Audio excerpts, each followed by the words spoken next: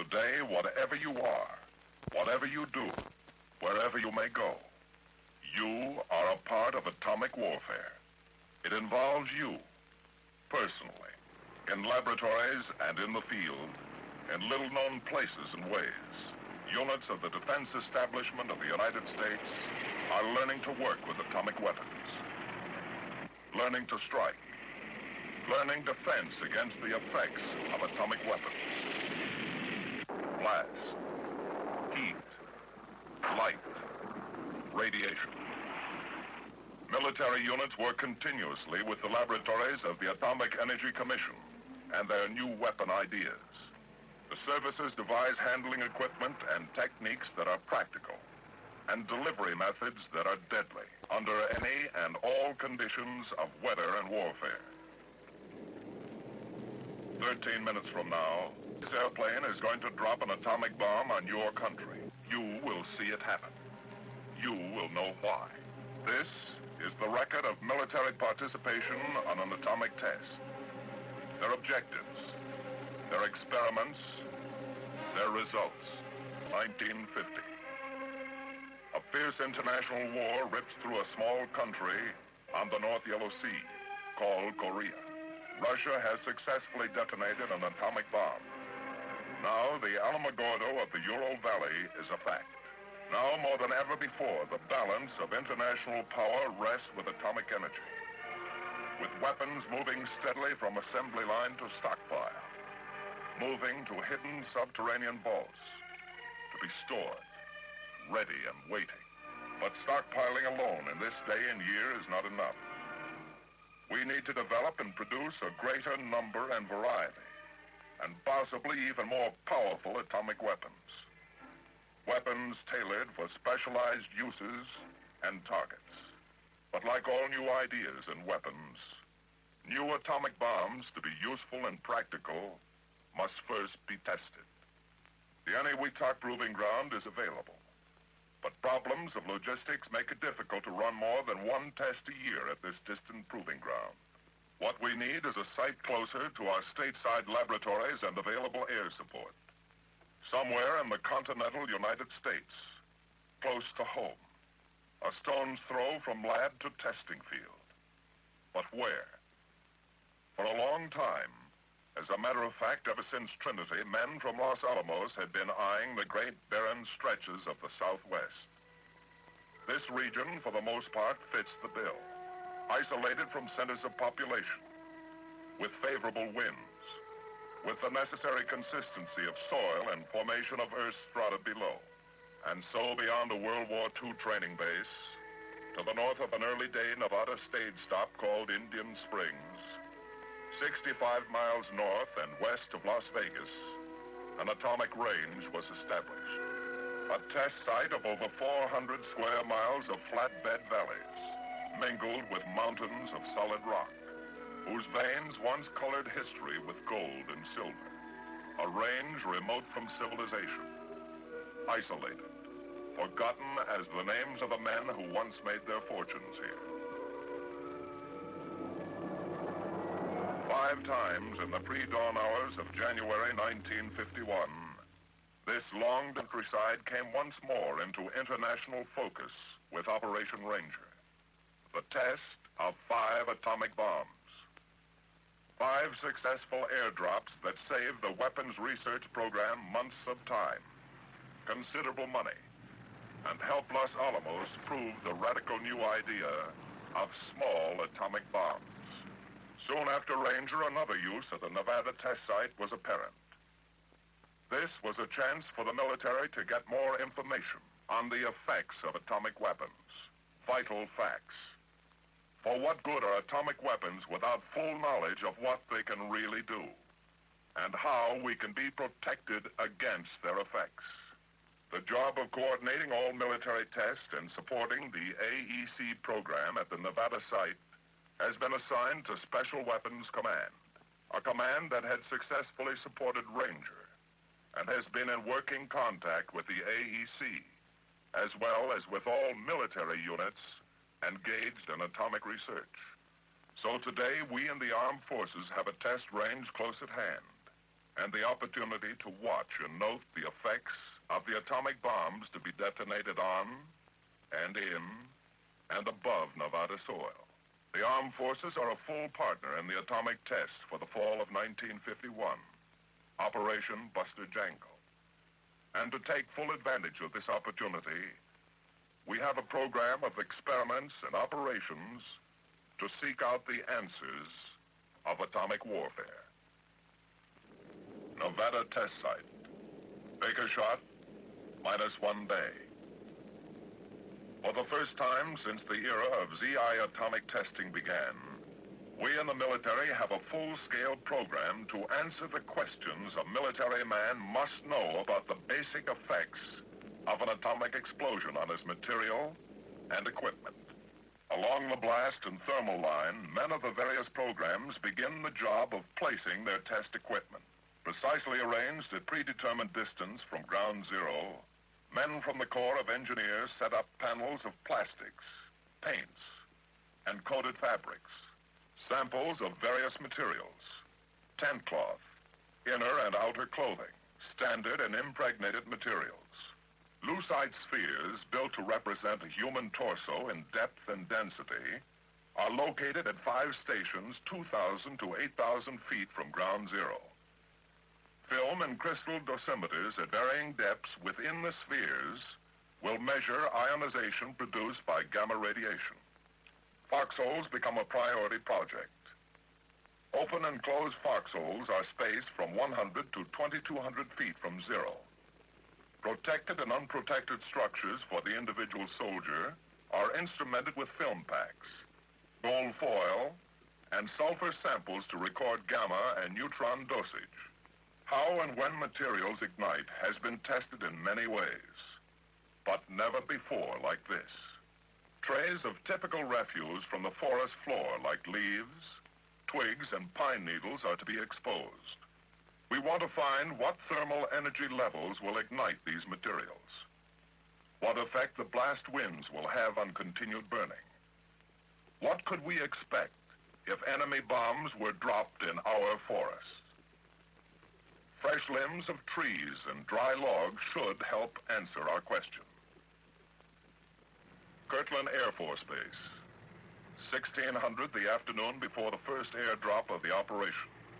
This is not a test of new loading or drop techniques by the Air Force. Every man, every piece of equipment, every technique has been thoroughly proven during many months of practice runs on everything from uncrating the test units to dropping them on test ranges.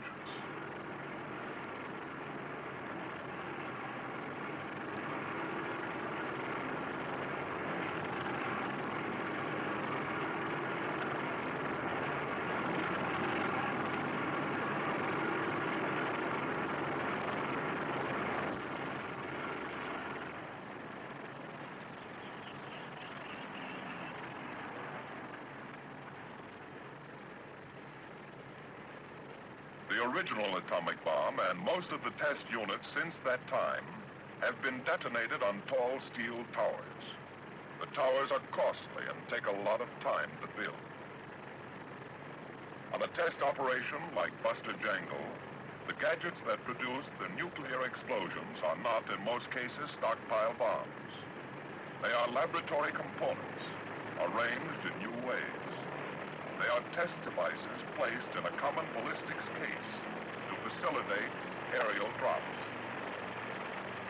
For the men of the Special Weapons Command, whose everyday job is working with the problems of handling and delivery of atomic bombs, the precision requirements of Buster Jangle weapons are routine. A bomber positioned over a loading pit. A ballistic shape fitted carefully into a bomb bay, and an air crew to handle the thing in the air and drop it with incredible accuracy on a target in Nevada 12 hours from now.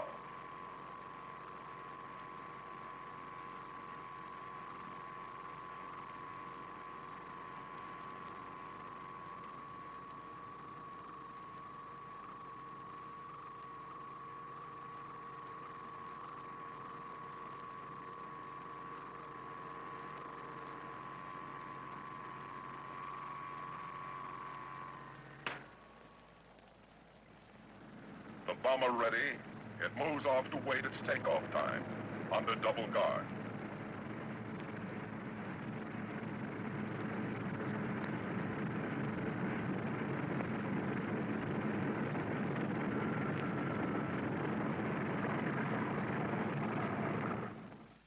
Kirtland, Baker Day, 0100. Weather and operations briefing for air crews that will be entering their H-hour orbits in Nevada by sunrise.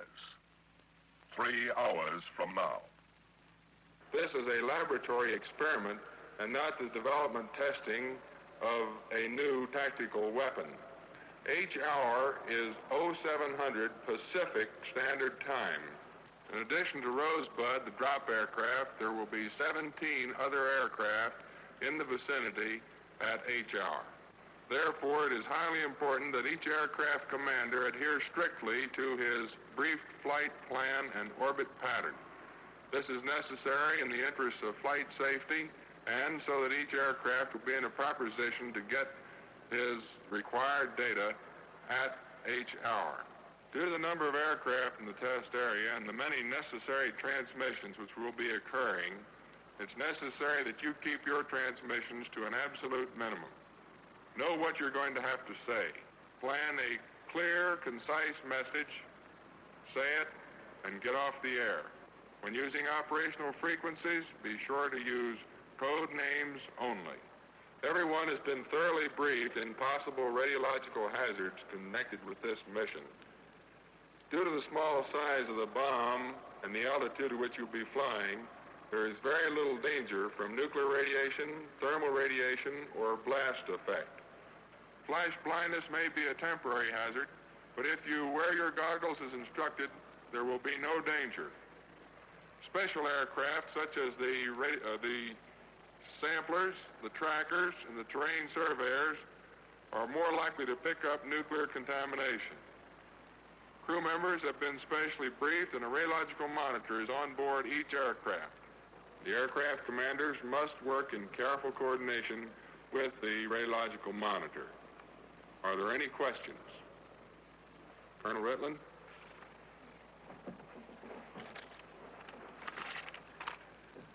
Gentlemen, the series of tests we are participating in today are unique in that this is only the second time that atomic bombs have been dropped within the continental limits of the United States. The general public and important people in our national structure will be focused on what we are doing. It is therefore particularly important that we produce an excellent mission. Within this operation, we have project officers and aircraft from the United States Navy and 7 Air Force agencies. You have been placed under my operational control so that we can be brought together to accomplish the mission as efficiently as possible. Each crew has been thoroughly trained in the technical aspects of your mission. This morning we have had a complete operational briefing for today's mission. With the background you have received and the training that you have attained on previous atomic tests, I am confident that you will successfully complete this mission. Now let's go and have a good mission. First of the air operations to get underway is the C-47, with a job to do only in case the drop plane gets into trouble along the way. If the drop plane has to jettison a unit of fissionable material. These rad-safe, medical, and security men that make up the disaster crew will either land or parachute themselves to recover and protect the unit. The drop plane, Rosebud, is in regular communication with the disaster crew from takeoff to 0 hour. Hello, Bottleneck. This is Rosebud. Go ahead, Rosebud. Bottleneck, this is Rosebud. Airborne is 0215, proceeding on course. Roger, Rosebud. For the newspapers of the world, a headline rides in the cold belly of an Air Force bomber. Back at Kirtland, in what is known in the trade here as catfish control, in a very unspectacular routine way, every movement of that newspaper headline and all the other air operations for Buster Jangle are carried out under the eyes of men seasoned by the experience of other atomic tests, Ranger and Greenhouse. All this coordinated with the Air Operations Center and the control point at the test site. Here, the positions of every plane in the area are plotted continuously. Their orbits in the sky above the test site must put them in a definite place at the time of the shot, in order to ensure airborne tests the same kind of planned position in relation to the burst as the military tests on the ground. In the crisp air of this Nevada sunrise, a news headline is about to be born. A news headline and more. A great deal more. The beginning of a regular schedule of tests to quickly proof test new ideas, to bring more powerful atomic weapons into being as soon as possible, to gain the know-how for the most effective use of atomic weapons, and for full defense against their effects. 5, 4, 3, 2, 1, 0.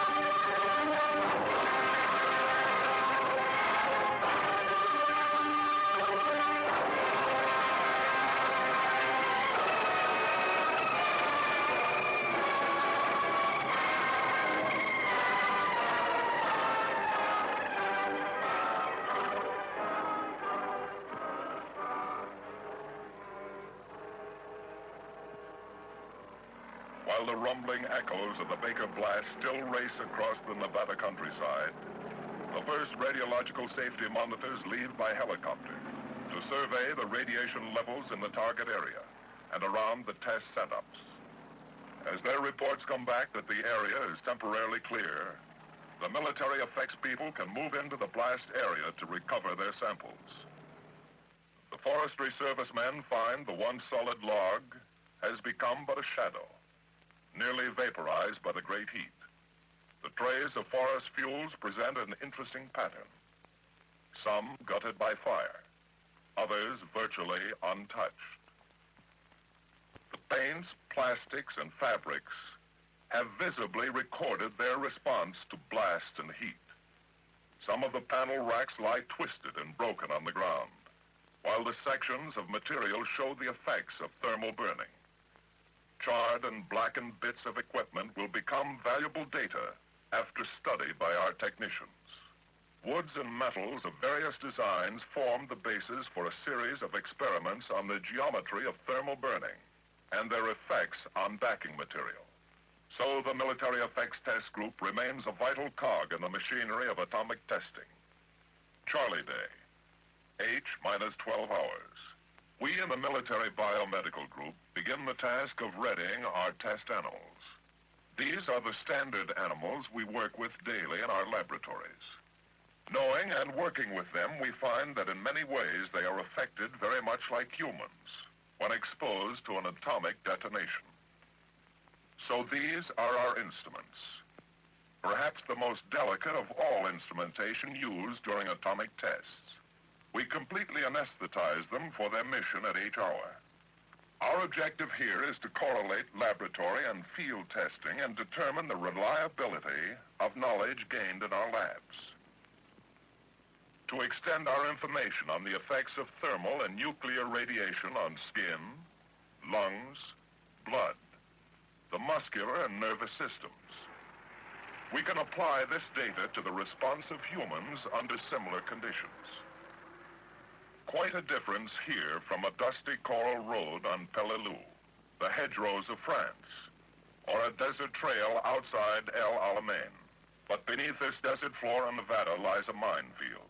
A full variety of mines are buried here to give us much-needed information on the effects of an atomic explosion on emplaced mines under combat conditions.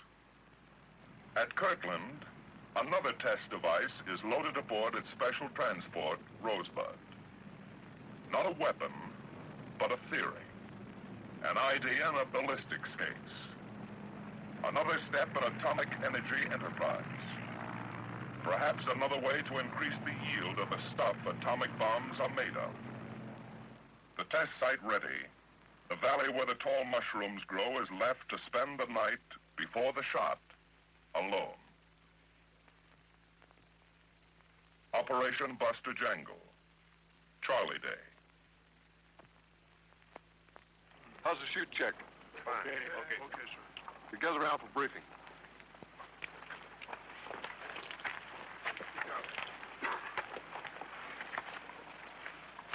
Major Mitchell will be our rad monitor again today. Well, men, I would like to remind you that our primary mission this morning is to collect a sample from the cloud for laboratory analysis. The sample that we got on the last mission was very good. Our first penetration is always governed by the cloud dispersion and the velocity of the wind. According to the latest information, it looks like our first pass will be made at HR plus 1.5. Our altitude 8,000 feet. The communications gem that we used on the last mission worked out very nicely. I would like to continue to use them. Would also like to remind each of you to hand me your film badge at the completion of the mission. That's all, Jim. Mitch, I'd like to add a thought to your briefing. We have a second mission to perform in this aircraft, and it's a very important one, at least as far as the Air Force is concerned. We're going to prove to everyone who has to do it that they can fly in this stuff and remain in this stuff as long as they observe a few safety precautions. When we are in the area around the cloud, the monitor will be the boss of the aircraft. Fellas, up to now, we've had 2 very successful sampling missions in our favor. You've all been briefed on the amount of radiation you can get and still be on the safe side.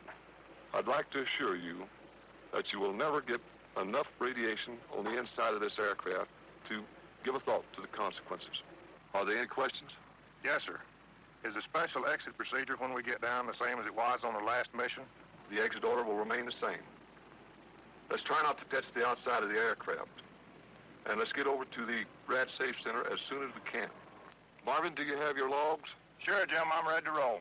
Okay, let's get aboard.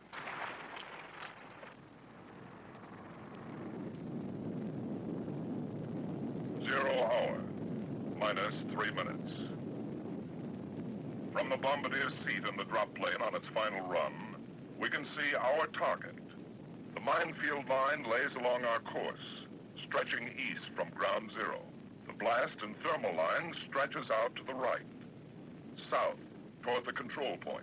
The military effects tests are ready. Airborne tests for the services are ready too. 9 miles to the south of ground zero, a C-54, codename Starfish, flies a course parallel to the drop plane.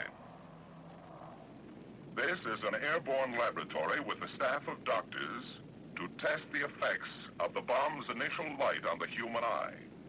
We want to know how to heal or cause the eye to return to normal after it has looked at a light that for a fleeting moment burns with 50 times the intensity of the sun at high noon. A variety of goggles and filter devices permit only certain degrees and wavelengths of light to reach the eye. The flash blindness experiment is ready.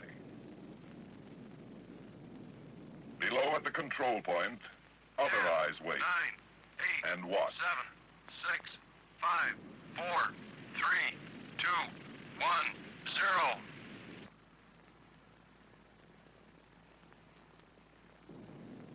The men and doctors set about their study of flash blindness.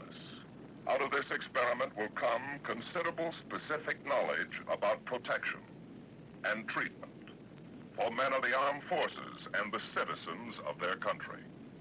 All of this even as the Charlie cloud continues to boil. As the cloud begins to drift and roam beyond the test site, high priority is given to the earliest possible recovery of some experiments and data, like the animals of the military biomedical experiments. When the okay from RadSafe is received, we move in rapidly to collect our animals. Time now becomes the most important commodity, for these are living, breathing beings. Although still completely out from the effects of anesthesia, they can only go so long without food and water. So they are quickly removed from their blast line stations and carefully carried to the waiting trucks. In another area not too far away, our test rats are removed from their electrically heated tubes. November nights in the Nevada desert are not exactly warm. This is but another project in our continuing research on the effects of thermal and nuclear radiation and its ultimate application to the effects and responses on humans subjected to atomic explosions. Hi, Russ. Hi, Paul. How's the area for Shotgun 8 to come in? The atomic cloud has moved over far enough, leaving the aerial space uncontaminated. The rad-safe monitors have checked the landing strip and found it radiologically safe. Good. Shotgun.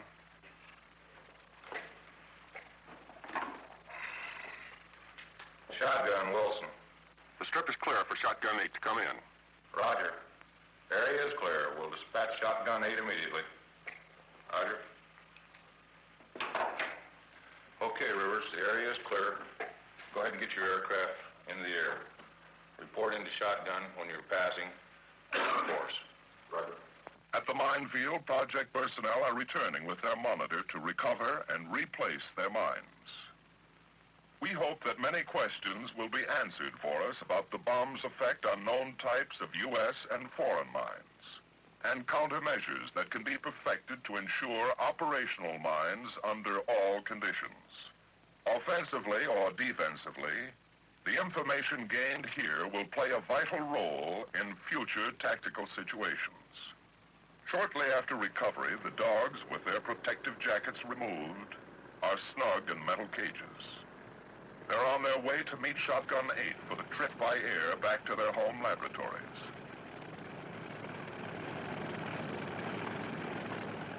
A great deal may depend on these animals. The vital facts and figures gained by our living instruments could mean the saving of many lives, perhaps yours and mine. These dogs will play an important role in formulating new healing techniques. For without them, we are handcuffed, unable to observe, study, treat, and heal. In the sky some distance from the test site now, the atomic cloud is still very much in being, colorful, in its own way fascinating, carrying with it the radioactive products of the fission explosion. The biography of every atomic cloud is essentially the same. The intense heat and violence of the fireball as it sears the sky causes the spectacular and colorful rust-like condition in the air around it. As the fireball cools, an enormous vacuum and afterwind is created, causing the desert floor to rise up into the cloud itself, to form the characteristic mushroom stem. The cooling also sets up a rapid condensation in the air around the fireball that sometimes produces layers of ice crystals, literally an ice cap. Knowledge gained on previous nuclear weapons tests has produced the theory that once the cloud has formed and stabilized in the sky, the vitally significant fission products and so-called unburned fission fragments don't distribute themselves evenly, but tend to collect in very large and visible pockets, hot pockets, or cells inside the cloud. The particles that are suspended in these nebulous cells indicate many things that happen inside the bomb, as well as the efficiency of the fission reaction. So attempting to locate the cells and collect samples from them is a mission of the highest priority. Airborne by the winds, the cloud soon shears and spreads thin over an increasingly wide area. The radioactive cells become less concentrated, each one sometimes stretching over many square miles. They can't be seen, but will readily tip their radioactive hand to airborne detectors. Drone B-17s collected samples of the atomic clouds on Crossroads in 1946 and Sandstone in 1948. But on Sandstone, a manned aircraft accidentally encountered a good sample while tracking one of the atomic clouds. For Operation Ranger, all of the cloud samples were collected by manned aircraft. On Greenhouse, the test at Eniwetok in the spring of 1951, samples collected by manned aircraft equaled those gathered by drone planes. So manned samplers now have their permanent place in nuclear weapons testing, very probably replacing the pioneering drones entirely. At this moment, the samplers are orbiting at several altitudes a short distance downwind, awaiting the order for their first penetration of the cloud. Mounted on their wings and fuselage are filter boxes, holding chemically pure papers to capture sample particles of the cells, if they can be located. The men inside are standing by, making final preparations for their first pass through the Charlie Cloud. Their operations are based on considerations of each cloud individually. Their penetrations are ordered from the CP. Charlie Cloud, H plus 1 hour and 30 minutes. Take a look, Hal. It's okay to me. Okay, let's see. Say, that's Cream Puff 3, isn't it, Paul? Yes, that's Cream Puff 3. How's it look? Well, it looks pretty good. Why don't you have him try a first penetration? That's okay, Hal. Let's try Plan 3, though. Plan 3, is that okay, Hal? Right. Hello, Cream Puff 3. This is Keyhole. You're cleared to start first penetration. Follow Plan 3. Visually, Cream Puff 3 seeks out and heads for the most dense portion of the cloud. His mission plan is simple.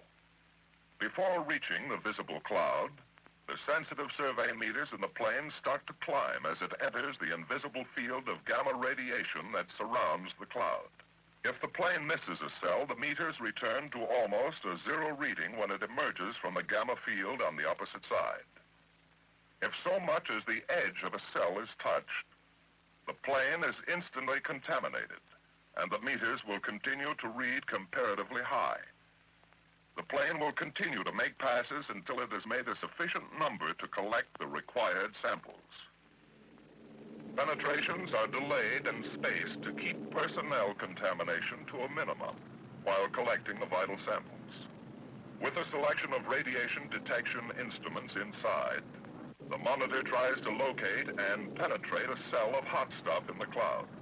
For anyone who may ever have to work in the hot stuff, the most practical precautions are being tested and proven here on Buster Jangle.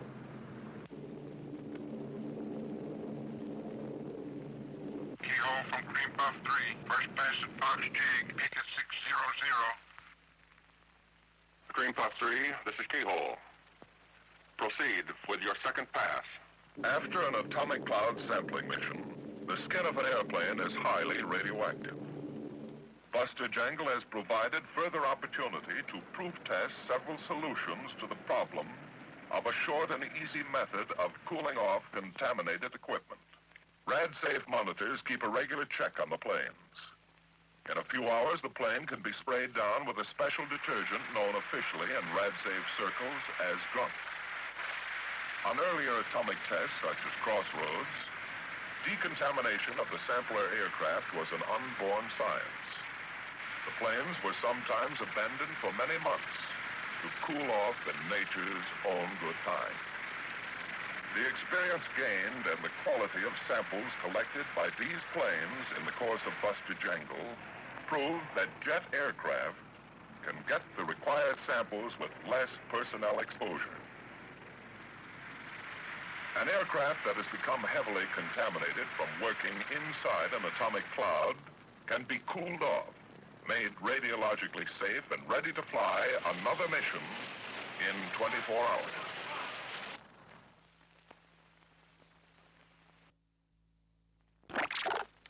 Buster Dog. There is a continuous flow of information into Weather Central at the control point from all over the world, by wire, by teletype, by facsimile. The weather story is continuously written and revised on a global scale. In any test operation involving a radioactive cloud, the final decision to produce that cloud, to detonate a nuclear weapon, is always based on weather. We're looking for the most advantageous time for each detonation. Advantageous for test purposes, as well as the radiological safety of communities in the path of the cloud. Finally, the forecasts are compiled into a single report, a little volume compiled every 6 hours. For the Federal Civil Defense Agency, the Military Effects Program people have built and are instrumenting a variety of shelters that might be built for military installations in the field or in backyards for civilians. Some of the shelters are constructed of concrete blocks, some of wood, some of corrugated sheet metal. All of them have the additional protection of several feet of dirt piled on top. Through the night before 0 hour, as often as necessary, the test director and his staff will meet with the weather officer for briefing. The winds at the surface are 330 degrees at 5 knots. At 10,000 feet, they're 330 degrees at 14 knots. And at 25,000 feet, they're 340 degrees at 35 knots. Taking this forecast over to our trajectory problem, we find that the red, blue, and black lines representing the 10, 20, and 30,000 foot levels of the cloud will take a south and southeasterly trajectory and will head right down south into Mexico. Taking this trajectory and transferring it to a map of a larger scale, I have here presented the 10,000, the 20,000, and the 30,000 foot levels. Each of these pegs indicate a 2-hourly movement of the cloud at these various levels. I believe, Dr. Graves, that's all that I have at this time. Well, thank you very much. What do you say, Rush? Should we go ahead? Favorable, Al. What do you think, Duncan? Already, Al. Okay. Okay by me. Can your planes operate with these winds, Ed? Yes, sir. With this forecast, conditions look very favorable for us to establish our flight patterns. What do you say, Tom? We're all set, Al. The mobile teams have already started to shift their positions. Well, Carl, I think we should go ahead. Okay, Al, we have a shot. Dog Day. H-minus 2 hours and 30 minutes. Rosebud approaches the test site. Hello, Keyhole. This is Rosebud. Over shotgun at 0430. Keyhole to Rosebud. Switch to channel 30. Keyhole, this is Rosebud. Going to channel 30. Now, on the very high-frequency radio channel, a test site in readiness focuses its operations on the reports that come down from the dropped plane. The same plane and crew that dropped the 5 bombs of Operation Ranger, the first CI test. Keyhole, this is Rosebud. Request information of the day. Over the control point, the bombardier starts collecting the latest dope on winds, temperatures, pressures, and humidity at various altitudes. Information that will help him make the most accurate drop possible. There's a lot of work to be done before bombs away. Hello, Keyhole. This is Rosebud. In target area. The bomb is not yet armed. Final preparation of the test unit is delayed until the drop plane is safely beyond any inhabited area.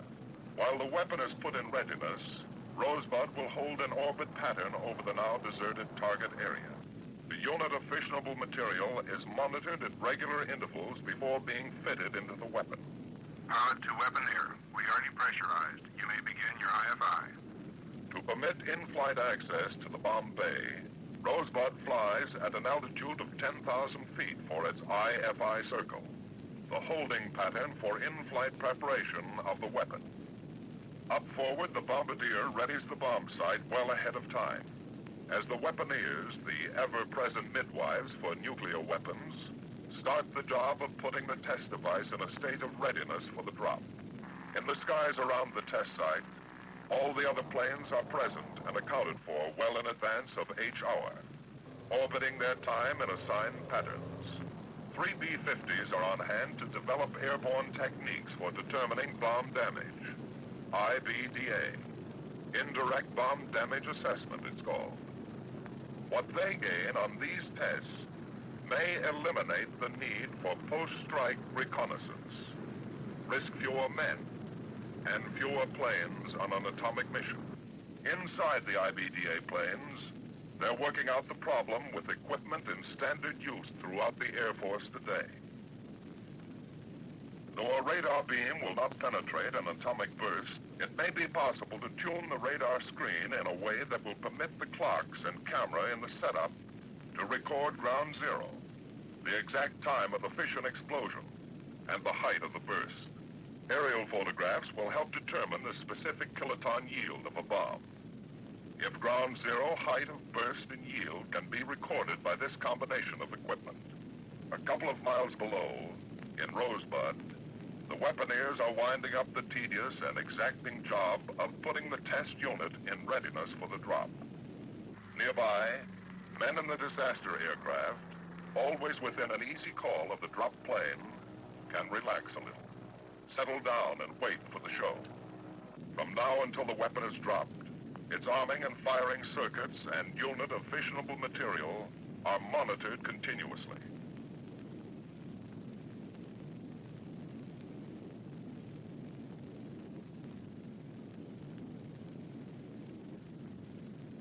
Pilot, the engineer, give us a climb power setting, please.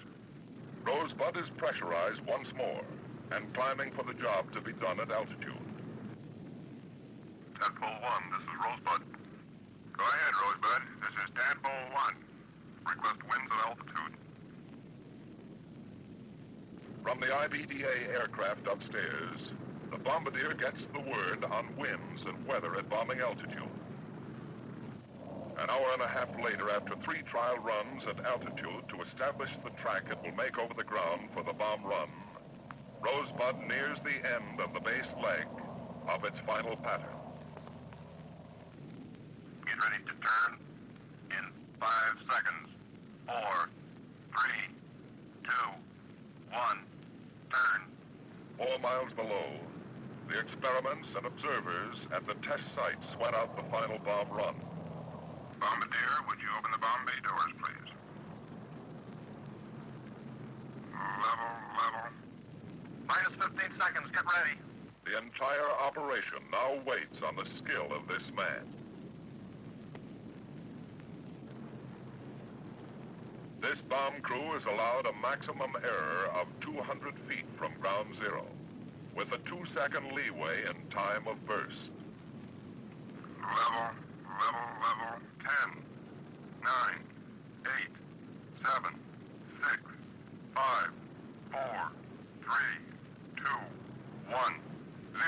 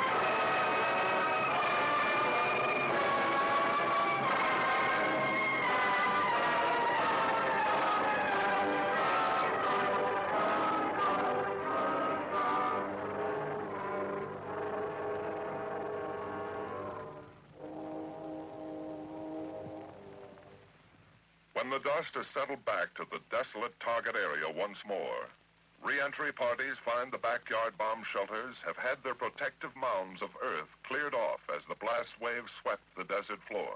Shock, pressure, and radiation levels inside the structures prove that current designs for simple military and civilian shelters will provide servicemen in the field and their families at home with reasonable protection against the blast, heat, and radiation effects of an atomic detonation. The next blast, Easy Shot, will probably be the most powerful of all the Buster detonations. taking full advantage of it to gain more of the hard-to-come-by knowledge of the effects of nuclear weapons on military targets, the Air Force is moving a B-17 and an F-47 into the vicinity of Ground Zero for Easy Shot to learn more about the effects of atomic weapons on planes parked on an enemy airdrome and how to disperse our own planes for minimum loss or damage from sudden attack with atomic bombs. Kirtland Field, Easy Day -1. This is the prelude of an entirely new and especially significant volume of military science.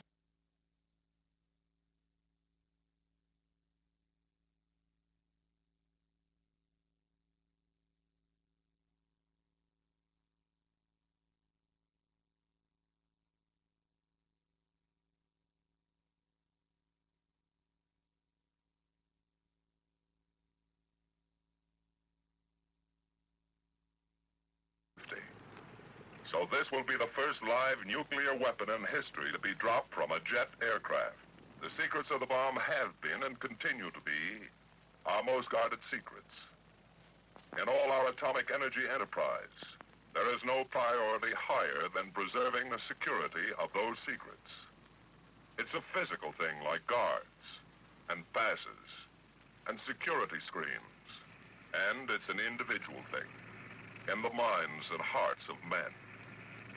In an atomic test, as in the everyday duties of those who work with nuclear weapon development and technology, security is the highest obligation and responsibility.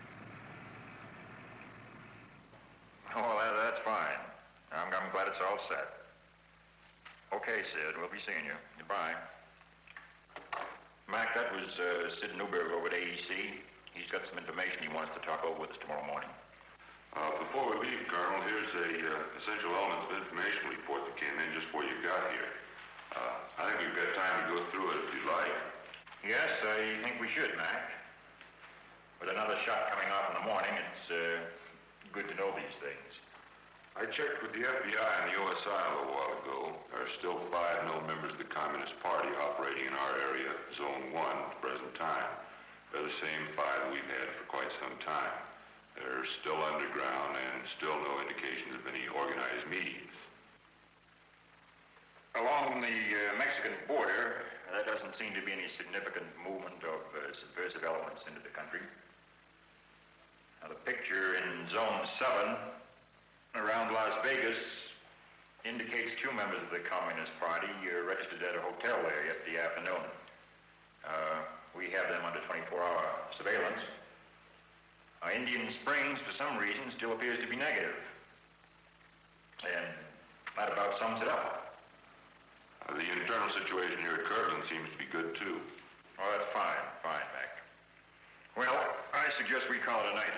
That sounds good to me. Okay, Mac. Thanks for staying down this evening. I'll see you tomorrow. Right. Oh, good night, Colonel. Good night, Mac. Easy Day, dawn plus 13 minutes. Ground Zero in Nevada is only minutes away from Kirtland in the jet delivery wagon. History is airborne.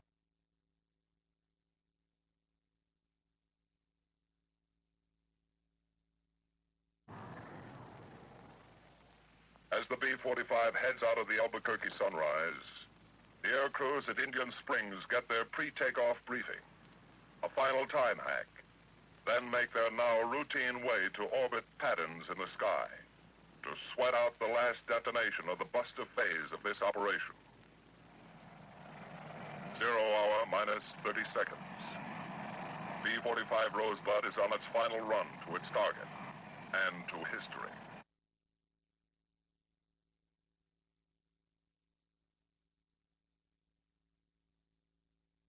The easy target waits alone and unobstructed for its place in the chronology of nuclear weapons development. The military effects tests are ready once more for their individual H hour.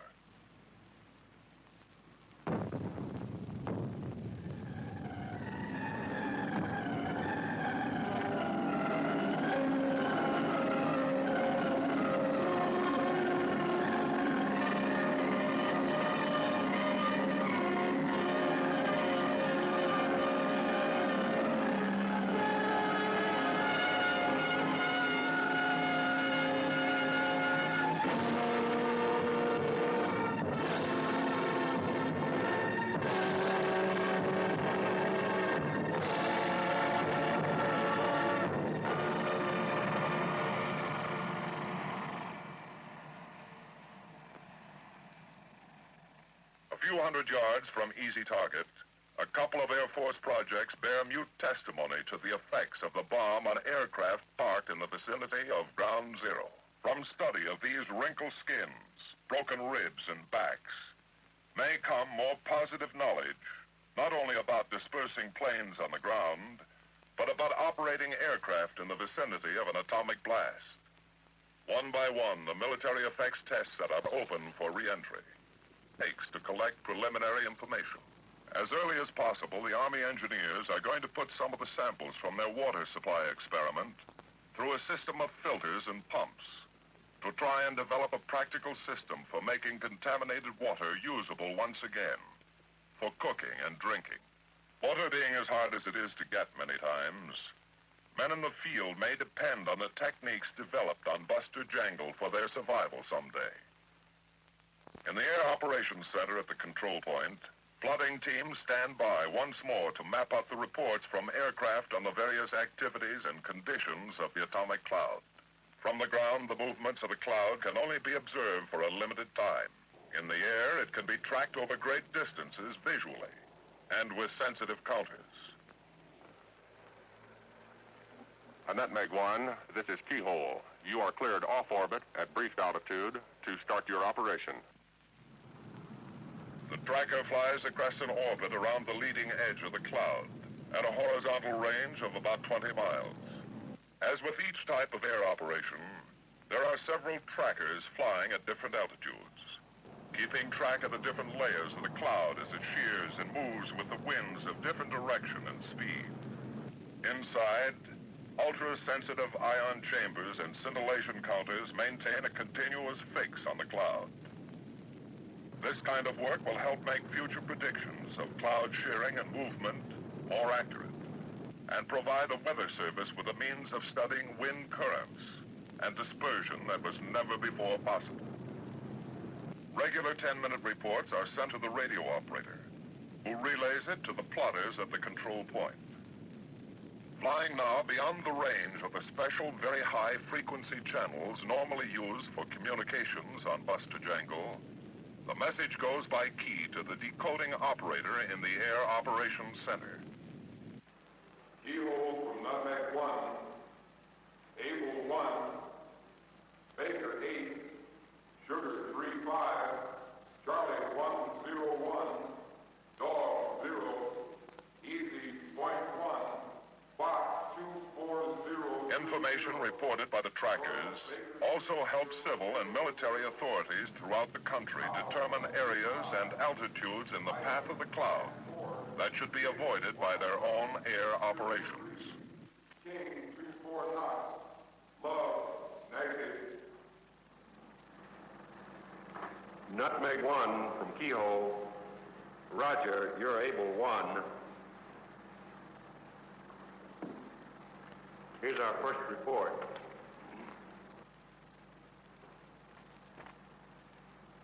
Hours later, when the trackers are released and the position and radiation levels of the atomic cloud are plotted out to 600 miles, all air operations are completed for the Buster phase of the test. The night following Easy Shot is only an interlude. Tomorrow, the people at the Nevada test site move in force to prepare for the Jangle phase of the operation. Never before have the armed forces had a site of their own and nuclear weapons to detonate as they wish. Never before has an atomic bomb been detonated on the surface of the ground or deep in the earth itself. One of the big questions that may be answered by the Jangle phase of the operation is the value of including contact or penetration weapons in our atomic stockpile. We have 2 nuclear weapons of our own test site, installations, and programs, formulated over a year and a half by the Armed Forces Special Weapons Project, under the code name of Windstorm. The Jangle phase was originally planned for the remote island of Amchitka in the Aleutians. For reasons of geology and weather, it was canceled in Alaska and moved intact to the more ideal environment here at the Nevada test site. For the first of the 2 shots, the weapon will be detonated at ground level. The second will be placed 17 feet below the surface and covered to simulate the conditions of an actual ground penetration. A weapon detonated on or in the ground will undoubtedly produce a shock wave in the earth itself. But how much? How far? What will be the effect on the foundation of structures, on the earth itself? By instrumenting shafts of several depths in the ground, we hope to learn the story of blast and shock moving through the medium of earth. We want to record the acceleration and degrees of pressure in the ground. In other words, how will the effects of these weapons differ from an airburst? What will be the amount and extent of radioactivity? How long will the ground area remain untenable from the unprecedented amount of radioactive fallout and residual contamination? A multitude of collectors, film badges, radiation detection and recording instruments at various distances from ground zero may give us the radiological story of the surface detonation. Another part of the story will be written in the work of the Army's water supply decontamination and purification experiment. To compare the effects of a surface blast with an airburst, many of the military effects setups used on the Buster shots are being duplicated. We're going to test every conceivable type of presently available military field clothing and future materials that may be used for radiological protection as well as utility. After 2 years of work by the Armed Forces Special Weapons Project to get the most information for the time and dollars spent, the all-military part of the Buster Jangle operation stands ready. Minus 30. In the main control room at the CP, a network of clocks and timers are set in motion to warm up instruments, fire the weapon, and set the experiments and recording instruments in operation, each in a sequence that is precise to 10 millionths of a second. Minus 15. 10, 9, 8, 7, 6, 5, 4, 3, 2, 1, 0.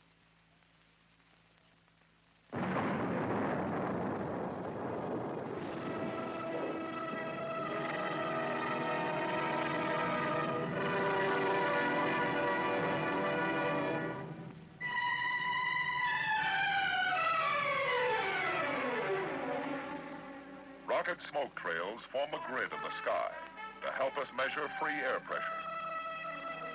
Radiation levels here are high, much higher than if this had been an airburst with winds to carry a great deal of the hot stuff away that had been left over or produced by the explosion. But as always, some information of extreme value to us can be had inside that dust cloud and in the crater itself, if we can get at it in a short time. Orbiting a few miles downwind, the men in a Navy P-2V are making an airborne evaluation of the radiological situation. They're working with all manner of devices to help develop easy and quick techniques and equipment that an airline transport or military plane can use to detect and stay clear of an atomic cloud. Like so many of the military tests, this is a continuation of experiments started on Greenhouse. Before the tons of Earth, suspended now in the sky, settle back to the desert floor, they're going to make some low-level passes directly over the bomb crater and drop instruments by parachutes. Hello, Pelican 1. This is Keyhole. You're cleared off orbit to begin instrument drop. Over. Roger, Keyhole. This is Pelican 1 entering area.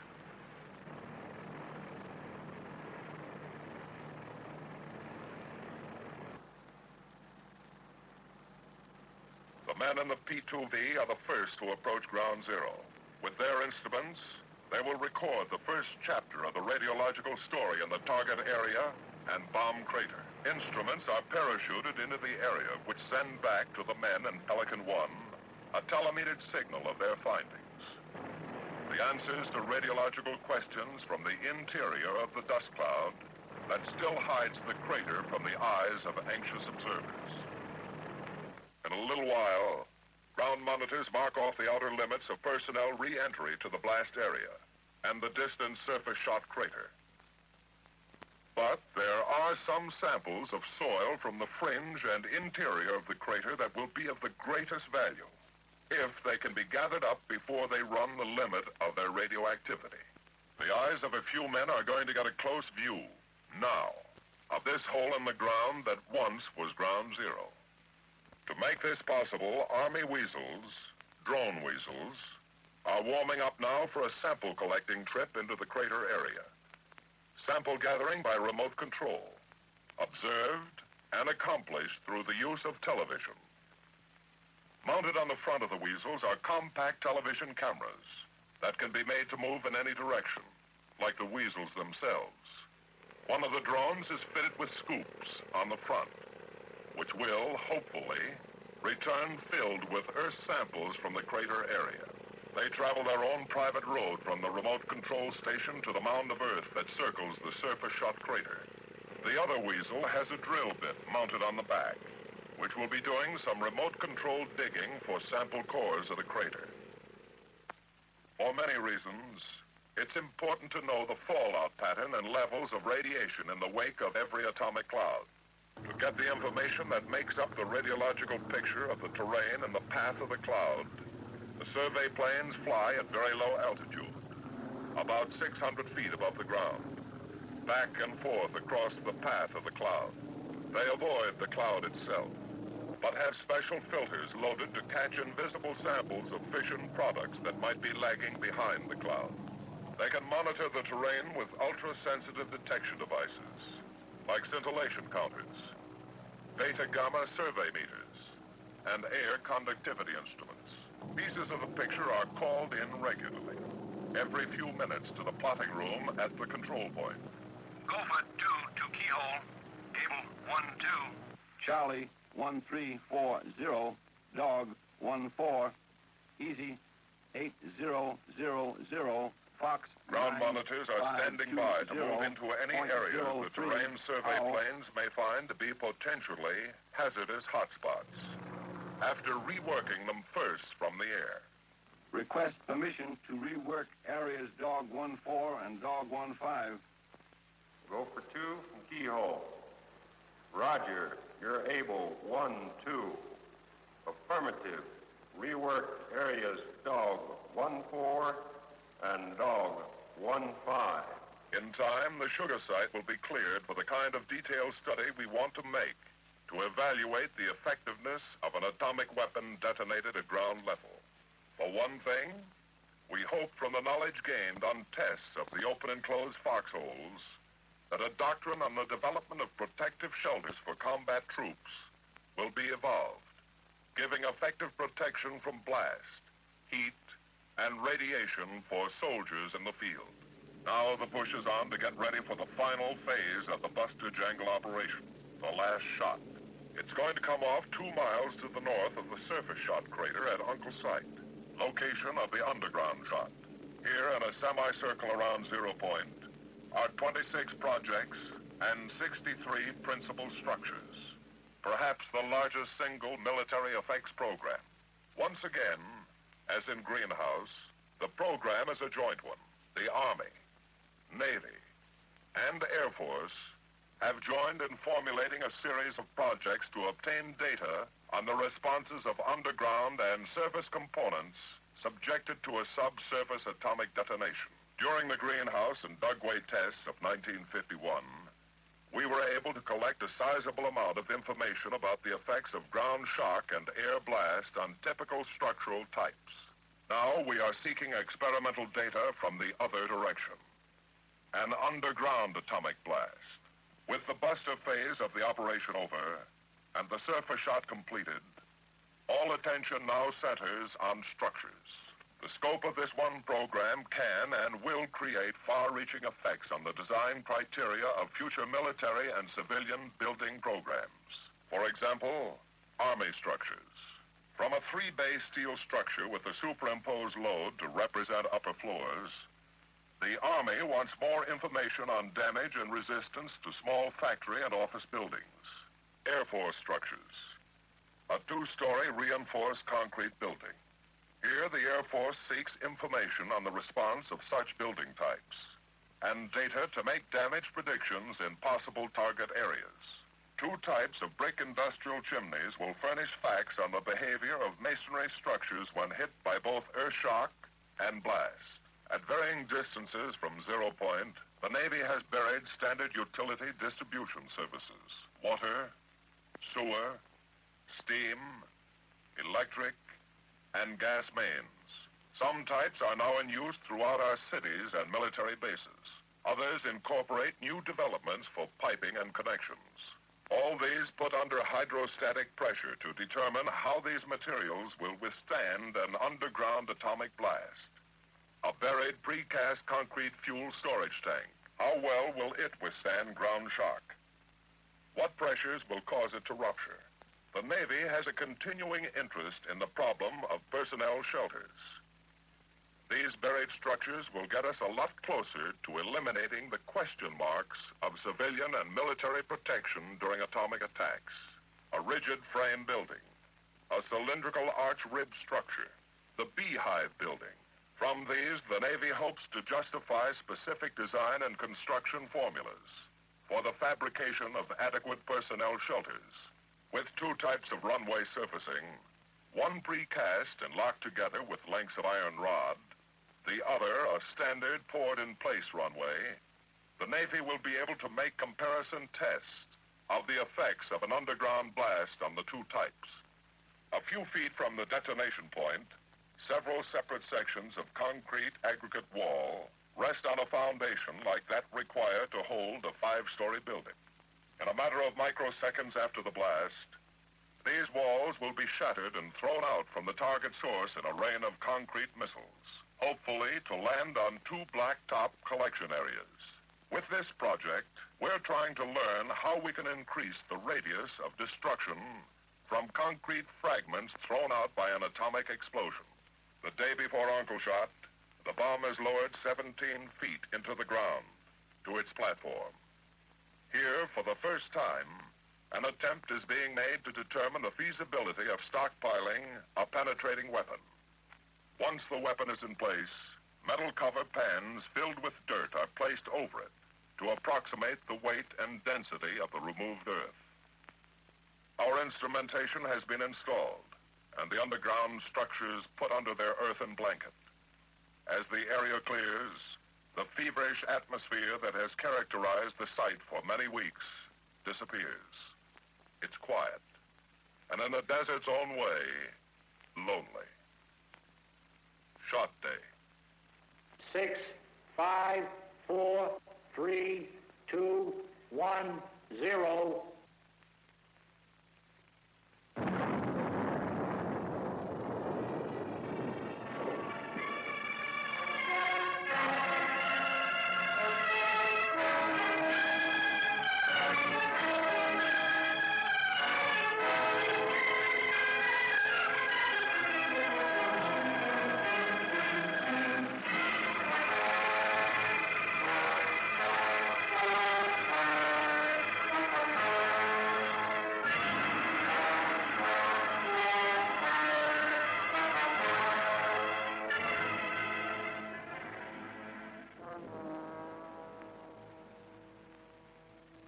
Once the flash and dust of the underground shot becomes a thing of the past, and it drifts far away from the ground zero crater, preliminary ventures are made into the area by monitors of the RadSafe group. In the language of the radiological safety monitors, the area is hot. Too hot for any immediate full-scale recovery work. Because here, as in all other peacetime work with radioactivity, each man is permitted only a very small total dosage of radiation, far less than he could safely tolerate in a combat situation. These men know radiation. They live with it daily, here in the field and at their home laboratories. They have neither fear nor question. They just treat it with respect and observe a few simple precautions. Structures appear virtually untouched. Others are shattered and broken by the blast. The buried structures, of course, will remain as they are. until we can return in full force to collect our data. For the time being, all we can do is be patient and wait for the radiation level to lower to a safe degree. Once it does, we will gather our facts and data and return to our laboratories for further study. This is a continuing job, this business of atomic testing. The scientist never stops in his search for more efficient use of our stockpile material. We must never stop in our work for more complete knowledge about the effects of atomic weapons. We don't dare. Military effects testing will continue on all atomic tests, equipment, material, and structures. Whether destined for military or civilian use will be our test devices. A thorough knowledge of blast, nuclear, and thermal radiation is our goal. This is our story of military effects. As we go back to our bases and laboratories all over the country, we leave the test areas as deserted as the ghost mines and towns of the surrounding Southwest that carry their silent memories of boom times and activity. But there's a difference. This remote valley in Nevada is going to come to life in history again, several times a year. There's much to be learned. Our job here has only begun. We realize this even more when we get back to home base with our instruments and data and have the time to study the results of Buster Jangle and evaluate the next set of military effects programs, and the next, and the next. While some of us in the Army, Navy, and Air Force start to work on future atomic tests, some of the rest of us are helping the Atomic Energy Commission develop the ballistics for yet untried weapon ideas, making them compatible with military equipment, devising and refining the equipment and techniques for ground handling of weapons before they have been proof tested, and grinding a polish into techniques for dropping these new atomic weapon ideas, sometimes using equipment for delivery that is standard today, and sometimes working with both the weapons and delivery wagons of the future, so that when they have been proof tested by the Atomic Energy Commission, the armed forces will be ready with the know-how to put them into immediate use, combining this knowledge and confidence with the experience gained in operations like Buster Jangle in working with the effects of atomic bombs, knowledge for the deadliest kind of atomic strikes on enemy targets, and experience for effective defense of our own cities and military installations, making the defense establishment of the United States a little stronger every day.